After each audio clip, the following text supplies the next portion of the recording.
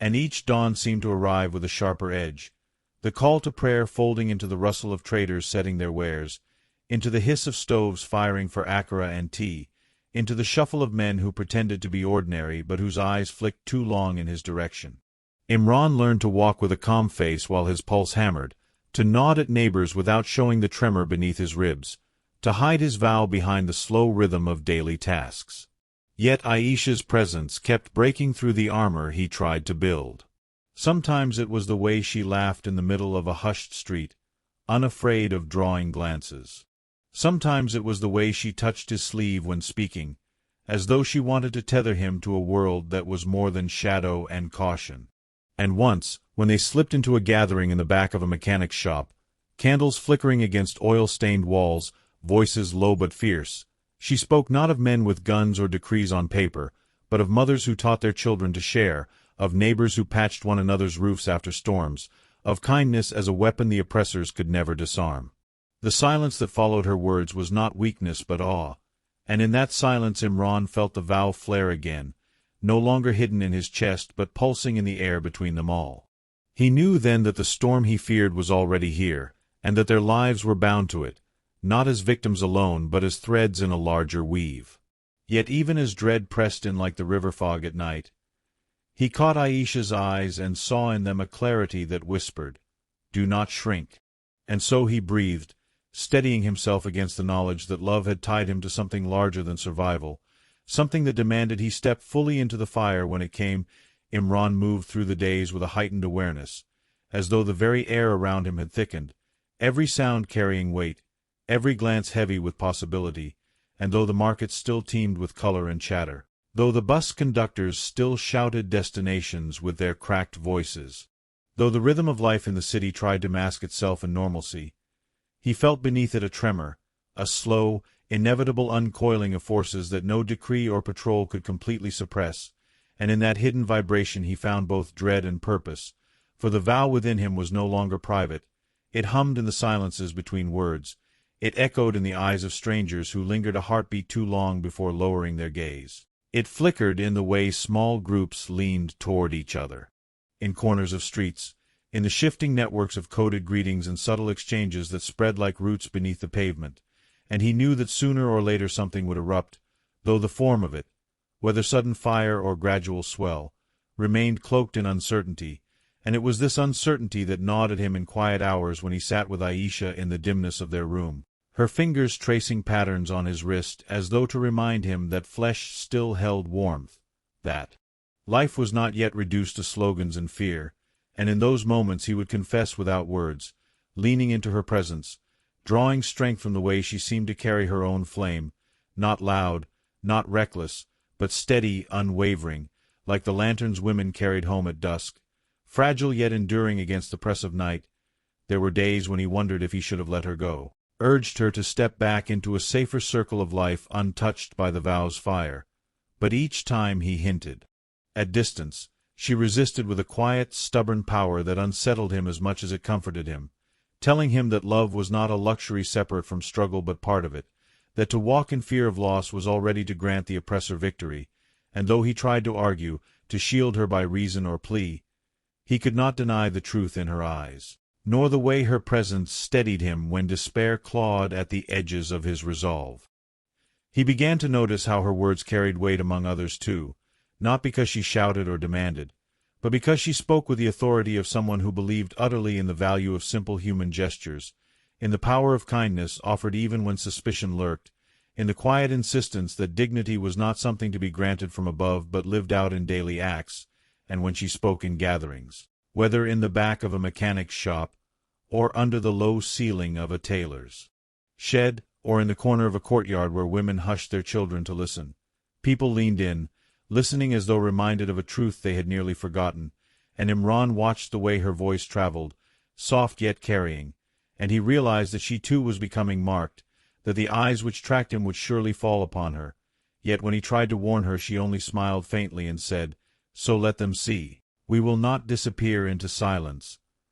And so the days stretched forward, thick, with a sense of waiting, the city itself like a drumskin stretched too tight, ready to break at a touch, and in this atmosphere every encounter seemed loaded, Every knock at the door a possible rupture, every stranger on the street perhaps more than they seemed. Yet Imran carried on, moving between his modest work at the shop where he stitched and pressed fabric, and the hidden gatherings where words were traded like contraband, and always back to Aisha, whose laughter, though less frequent as the tension deepened, still rose like a bird startling into flight, defying the weight that pressed upon them all. Sometimes at night, when the streets outside were emptied of traffic save the occasional patrol vehicle gliding past like a shadow with headlights dimmed,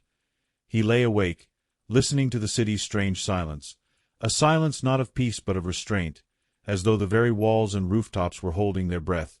and he would feel her breathing beside him, slow, steady, and in that rhythm he would find the strength to close his eyes again, to let sleep take him despite the dread that the morning might bring arrest or raid, or worse point one evening, after a day of unusual restlessness in the markets, rumors spilling like oil, whispers of new arrests, of pamphlets confiscated, of a meeting broken apart by force. Imran found himself drawn to the river, its dark surface catching the lights of the city in fractured glimmers, and there he stood, the night breeze lifting his shirt slightly, the smell of water thick in his lungs, and he thought of the vow, how it had begun in solitude, a flame he had believed he must carry alone, and how now it had grown, spreading into others, into Aisha,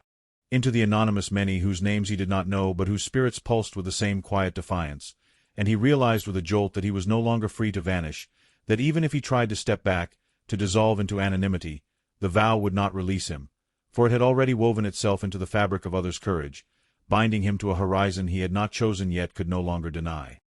He thought of Aisha's words, that wings remember flight, and he wondered if perhaps the city itself, despite the iron grip pressing down upon it, remembered something of freedom, something that could not be erased, not even by years of fear, and he felt in that moment a strange mixture of terror and awe, as though he were standing at the edge of something vast, a tide gathering in silence, unseen yet unstoppable. When he returned home, Aisha was waiting with news. There would be another gathering, this time larger, riskier, in a warehouse on the city's outskirts, a place where the voices could rise without fear of neighbors' ears pressed too close, and though his first instinct was to protest, too dangerous, too exposed.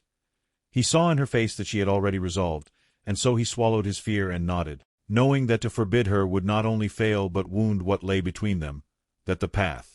they had chosen was one that could not be walked half-heartedly. In the days that followed, the tension coiled tighter, each step in the streets feeling like a step across thin ice, yet beneath it all ran a current of anticipation, as though some hidden chord was about to strike, and when at last the night came, they set out together, slipping through alleys, past shuttered shops, past clusters of youth who pretended at idleness but whose eyes glowed with something sharper, and at the edge of the warehouse district they joined others, moving in silence, toward the appointed place. Inside, the warehouse smelled of dust and rust, the air heavy, but the sight was astonishing. Dozens gathered, perhaps more, faces lit by lanterns and phones, voices low but electric, and Imran felt the vow surge within him, no longer a burden but a force flowing outward, binding him to this fragile multitude. Aisha spoke again that night, her words carrying like threads of fire, weaving courage into those gathered, reminding them not of revenge or violence but of dignity, of memory, of the power of voices raised together, and as she spoke Imran watched,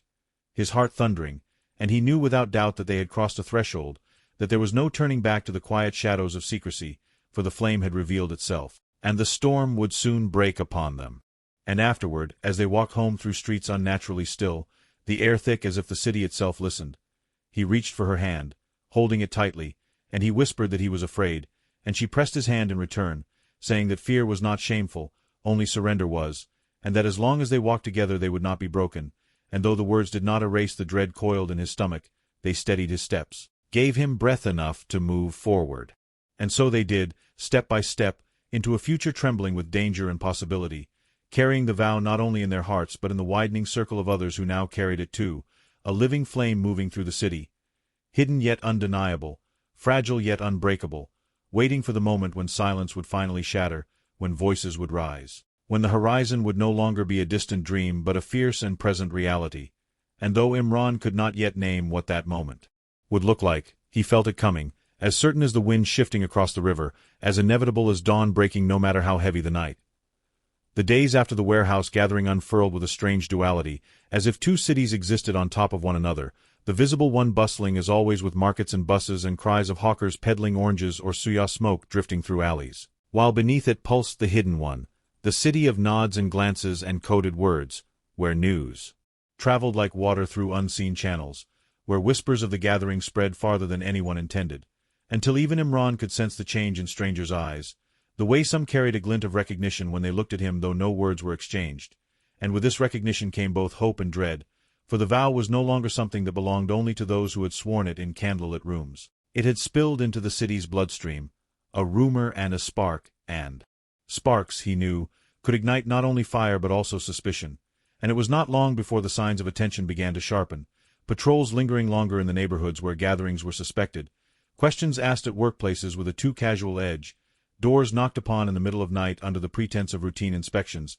and Imran lived each hour with the weight of being seen, carrying on with his work at the tailor's shop by day, the needle in his hand moving as if nothing had changed, while inside him each stitch felt like a prayer, each measured cutaway to anchor himself to a rhythm that still belonged to the ordinary world, because he feared that without such anchors the tide of the vow's consequences would sweep him away entirely. Aisha too carried herself with the same outward composure, walking to the market with her basket, chatting with the women about rising yam prices, about the stubborn rains that threatened the crops, and yet when she returned home he would notice her silence lingering longer,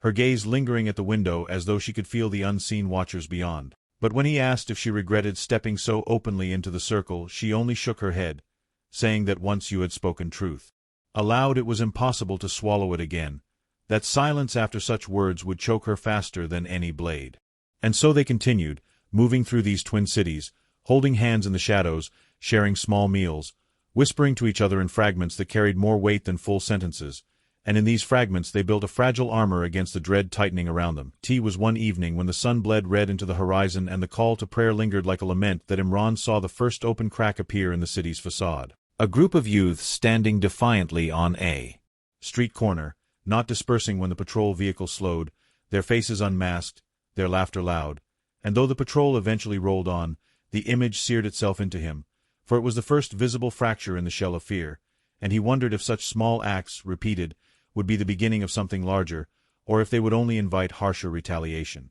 That night, he and Aisha spoke in hushed tones, her voice steady as she said the city was waking, that once people remembered their voices it would be impossible to force them all back into silence, and he wanted to believe her but could not shake the images of raids, of men dragged into trucks, of mothers wailing in the dust, memories he carried from years past, and the vow in his chest felt less like fire and more like a blade double-edged, demanding both sacrifice and courage. Yet the next day, in the market, he overheard two women whispering about the warehouse, about the words spoken there. And though they quickly hushed when they noticed his nearness,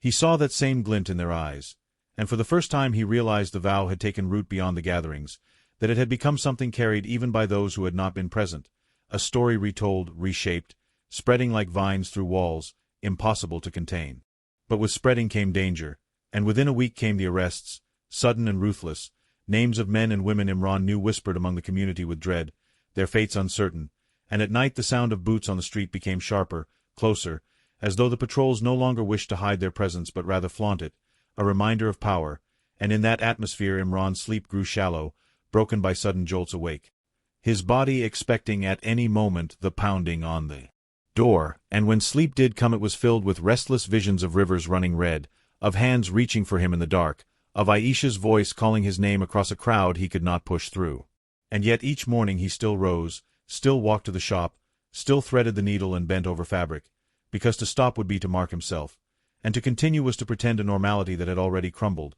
and in this performance of ordinary life he found a strange strength, as though each act of normalcy was itself a refusal to surrender fully to fear.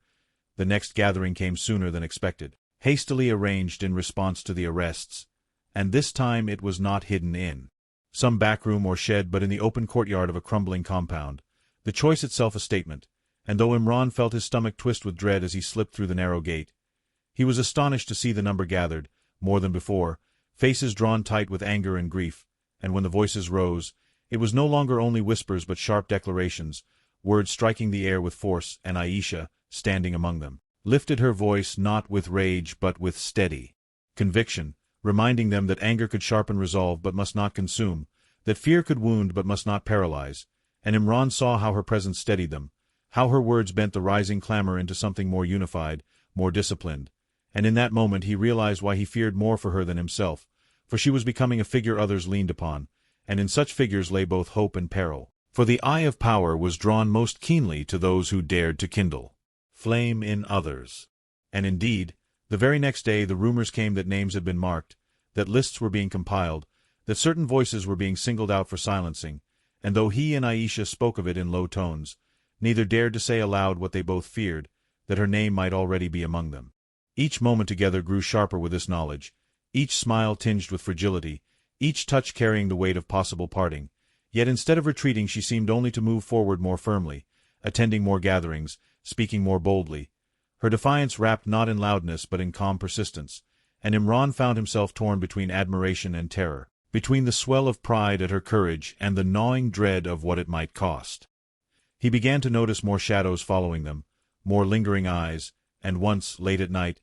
he thought he saw a figure waiting near their doorway, though when he stepped outside there was nothing but the fading sound of footsteps retreating into the dark. His nerves grew raw, each sound amplified, each silence oppressive, yet through it all the vow pulsed, unrelenting, reminding him that the path of safety was closed, that the only way forward was through. The city itself seemed to shift under the weight of this tension, its rhythms distorted, the once bustling markets now carrying undercurrents of suspicion, conversations halting abruptly when strangers drew near, laughter edged with brittleness, yet also a sense of something rising, unstoppable, as if the city's heart was beating louder, straining against the walls built to contain it. And one night, when the power cut plunged the streets into darkness, voices rose in song from somewhere distant, carrying through the night air, a song of lament but also defiance, and though it was quickly silenced, the echo lingered, spreading through the city like an unspoken promise, and Imran, listening with Aisha by the window, felt tears sting his eyes, not of despair but of recognition, for the vow had found its voice, however brief, however fragile, and that voice once spoken could not be unsaid. They sat together long into the night, saying little, holding one another against the silence that followed, both knowing that the storm was no longer approaching but already breaking, that their lives had been irreversibly bound to it, and though fear pressed heavily on their chests, beneath it lay a steadier truth, that to remain human in the face of fear was itself victory, that to love, to resist, to speak, was already to win something no power could fully crush. And so they waited, breath by breath, for whatever the next dawn would bring, knowing only that they would face it together, carrying the vow like a flame neither had chosen but both had embraced, a flame that now belonged not only to them but to the city itself, fragile and unbreakable, hidden and undeniable, waiting for its full blaze. The morning after the night of singing, the city awoke with a tension that clung to every surface. The air heavy, the usual clamor of buses and sellers dimmed, as though the sound itself had been subdued by an unseen hand, and as Imran walked to the tailor's shop he sensed eyes watching from corners, patrols lingering longer at intersections, and yet he also sensed something else, a current that flowed beneath the stillness, an unspoken agreement among ordinary people that something had shifted and could not be undone, and in this duality he moved like a man balancing on the blade of a knife, every step both ordinary and dangerous, every breath both mundane and charged, and all the while the vow burned within him, no longer simply a private promise but a force tethered to countless unseen others, invisible threads binding him to strangers who now carried their own fragments of defiance. At the shop he bent over the fabric, cutting, stitching, folding, his hands steady though his mind churned, and with each sound from the street his ears pricked, waiting for the sudden rupture, the pounding boots, the call of his name, and when evening came he walked home through a city bathed in copper light, the stalls closing early, the murmurs in the air louder than any shouted slogans, rumors flitting from mouth to mouth of more arrests, of crackdowns, of gatherings broken apart, and by the time he reached his door he felt the weight of it pressing into his very bones. Yet when Aisha greeted him with her quiet smile, setting down the bowl of rice she had prepared, he felt some of that weight lift, her presence reminding him that life was still lived in small acts of care, in meals shared, in touches exchanged in the midst of uncertainty, and that these too were part of the vow, part of the resistance, to remain tender in the face of fear. The nights grew longer, heavier, punctuated by distant shouts, by sudden silences that followed the screech of vehicles stopping abruptly, by the hollow thuds of doors forced open blocks away. And each time Imran lay awake, listening, his body taut, expecting the inevitable knock that had haunted his dreams for weeks, and though it never came, The waiting itself was a slow erosion, a grinding away of the nerves, and yet beside him Aisha slept more soundly, or seemed to, her breathing steady, her face softened in rest, and sometimes he wondered if she carried within her a secret well of calm he could never quite reach, a faith deeper than fear, and he would watch her in the dim light. The curve of her face a reminder that even in the darkest times beauty persisted, unyielding, and in those hours he found both comfort and anguish, for the thought of losing her pressed against him like a weight too vast to bear, yet to ask her to withdraw was impossible, for she had chosen this path as surely as he had, and in truth perhaps more courageously, for she had embraced it not from the start but in full knowledge of its dangers, with eyes open to what it demanded. Then came the night of the raid on the mechanic's shop, a place that had once held their whispered gatherings, its walls thick with oil and memory, and though Imran had not been there, word reached him by dawn, carried in breathless fragments from those who had fled, that men had stormed in with rifles, that papers had been seized, that names had been shouted, and though some escaped, others had been dragged away, their voices muffled under blows, their bodies thrown into trucks like sacks of grain, and when he heard this his stomach clenched, for among those taken was Yusuf, the quiet man with the scar across his forehead who had once spoken so fervently about patience, about the long work of tending the soil before harvest, and now he was gone, vanished into the machinery of silence, and no one knew if he would ever be seen again. The city buzzed with the news, though only in murmurs, in sidelong glances, in cautious words exchanged in the market, but the effect was sharp, cutting through the fragile sense of safety that gatherings had offered, and for days afterward Imran felt the air itself vibrating with a kind of suppressed cry, the anger too dangerous to be voiced but too strong to be contained, and he knew the storm's edge had drawn nearer, its winds beginning to howl. Yet in the midst of this dread,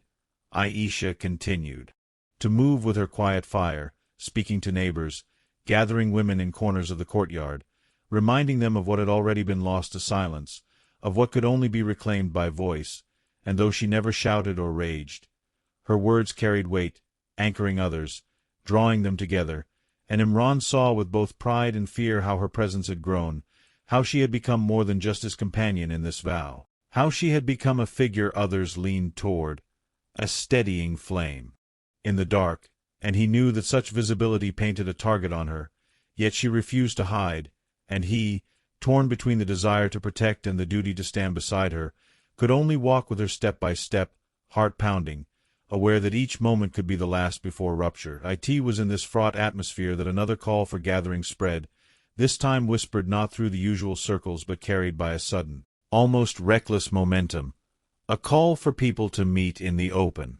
square at the city's heart, not in secrecy, not in corners, but under the wide sky, a call that seemed unthinkable, almost suicidal, yet irresistible, for the arrests had tightened the rope so cruelly that silence had become unbearable, and the very audacity of the call was its power, drawing forth those who had carried the vow in silence, those who had whispered in kitchens, those who had walked with heads bowed while their hearts blazed,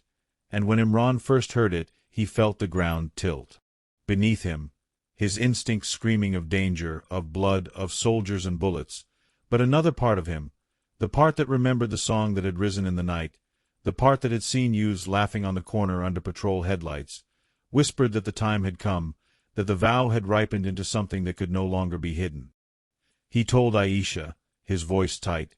his eyes searching hers for hesitation, for fear, but instead he found that same calm clarity, as though she had already known this was coming, as though she had been waiting for the moment when concealment would no longer suffice, and she said simply that they could not ask others to stand where they themselves would not, and in those words he heard the weight of truth, heavy and undeniable, and though his heart trembled, he nodded, sealing with that nod a step, from which there would be no return.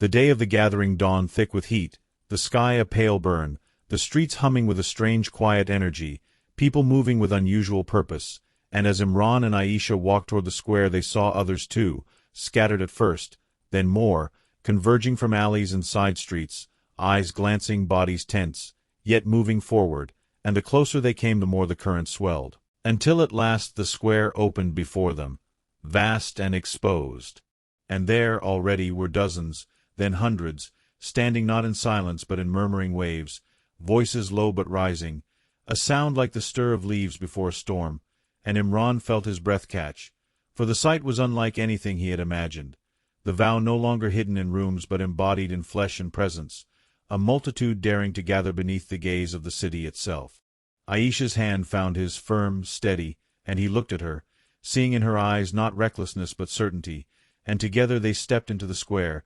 swallowed by the growing tide. For a moment it seemed fragile, precarious, the gathering poise between courage and collapse, but then a voice rose, one voice, clear, carrying across the square, and then another joined, and then another, until the murmur became a chant, until the air vibrated with words that could no longer be contained. And Imran felt the vow surge through him, no longer a flame in his chest but a blaze surrounding him, binding him to these voices, to this defiance, to this refusal to bow. And just as the sound reached its peak, the first sirens split the air, sharp, piercing, drawing near, and with them the rumble of engines, the pounding of boots, and still the voices rose, unbroken, louder even as the patrol swarmed in, rifles glinting, shields raised, the square trembling under the weight of impending violence. And Imran knew the moment had come, the horizon he had felt pressing toward him for weeks now breaking open, and though fear clawed at his throat, though the sight of soldiers tightening their lines made his knees weak, he stood firm, Aisha's hands still gripping his, her eyes still steady. And in that instant he understood what she had meant when she said that love was not weakness but resistance, for it was love of her, of the people, of the city itself, that held him upright, that kept his voice alive, that made him part of this unbreakable chorus.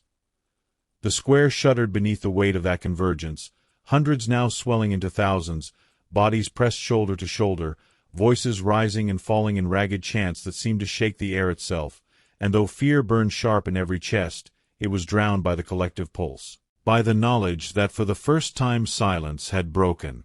wide open under the sun, and as the first sirens pierced closer, as the armored vehicles edged into view, steel and glass glinting, the crowd did not scatter but tightened, an instinctive folding together, a single body formed of many hearts, and Imran felt himself part of something larger than he had ever imagined.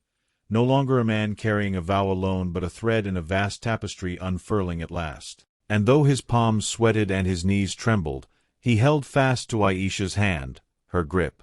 firm, her face lit not with fear but with a fierce calm, and together they stood as the line of soldiers advanced, shields raised, rifles slung forward, their boots striking the ground in perfect, ominous rhythm. The chants faltered for a heartbeat, the air tightening as though the whole square inhaled. But then a voice rose again, louder, steadier, and another answered, and then the chant swelled back, louder now, defying the rhythm of boots, and Imran felt tears blur his eyes because it was no longer whispers in corners or secret vows in darkened rooms but a roar that could not be denied, a sound that reached upward to the very windows of the government towers, a sound that said plainly, "We are here. We will not vanish." The soldiers halted in formation, a line of shields gleaming like a wall of iron, and for a moment there was standoff, silence fraying at the edges, the two forces facing each other like storm fronts colliding, and then the first canister arced through the air, trailing smoke before it landed with a hiss, unleashing clouds of choking gas, and the crowd recoiled, coughing, eyes burning, some stumbling, some scattering, yet others surged forward, stamping on the canisters, kicking them back toward the soldiers, and the chant broke into cries, into coughs, into defiance shouted through the sting of smoke. Imran's throat seared, his eyes streaming, but Aisha tugged his arm, pulling him through the blur, her voice hoarse but steady, telling him without words to keep moving, and they pressed deeper into the crowd, surrounded by bodies staggering yet unyielding, and in that chaos he felt the vow flare even hotter, a fire fueled by suffering itself, by the refusal to bow even under assault. Then came the crack of gunfire, sharp and merciless, echoing off the concrete walls of the square,